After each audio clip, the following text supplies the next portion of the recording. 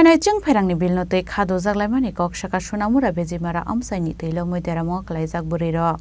Abo haikena amsani buriro Shaka Puila 100 rokse phayu abon yaklongke tabo karini bil tebo gobang anggai rangmari gobang reima tong ohnai abon bagana মন্ত্রী bai malaye koklam shanan bagai shanle mukti shaka হয়রানি করার জন্য যে একটা চেষ্টা চলছে already সব মানুষের উপরে এই দায় চাপিয়ে দেওয়া হয়েছে।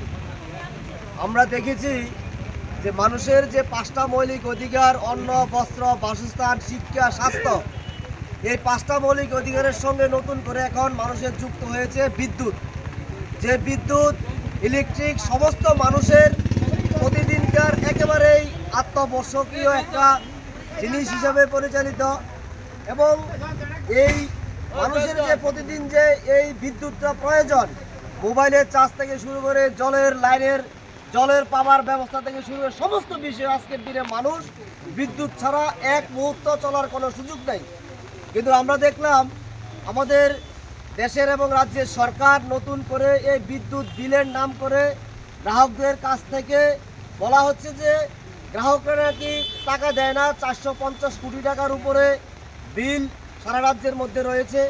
এটার নাম করে স্মার্ট মিটার বসিয়ে দিয়ে যে একটা স্মার্ট মিটার প্রায় 10 থেকে 12,000 টাকা, অর্থাৎ আমাদের দেশে 27 লক্ষের উপরে মানে বিদ্যুতের গ্রাহক আছে যারা সরকারি হিসাবে 27 লক্ষ মানুষের যদি 10 থেকে 12,000 টাকা করে এই স্মার্ট মিটার লাগানো হয় তাদের বাড়িতে কত হাজার হাজার কোটি টাকা খরচ হবে এবং এই টাকা কিন্তু সরকার যদি দেয় এই টাকা আমাদের থেকে নিয়ে দেওয়া হবে।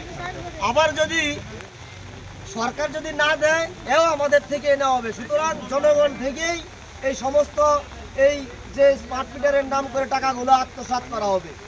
এবং আমরা দেখলাম যে স্মার্ট মিটারের একটা কুপন হচ্ছে, যেমন আগে আমরা দেখলাম যে বিদ্যুৎ বিল যদি করা হতো 1 মাস পরে আমরা বিদ্যুৎ বিল আসতো, 1 মাস পরে গিয়ে আমরা অফিসে গিয়ে আমরা বিদ্যুৎ বিল জমা দিতাম।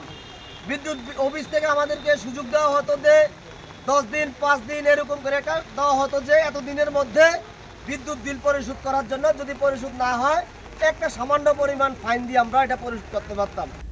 ব্যুরো রিপোর্ট চিনি খরাং।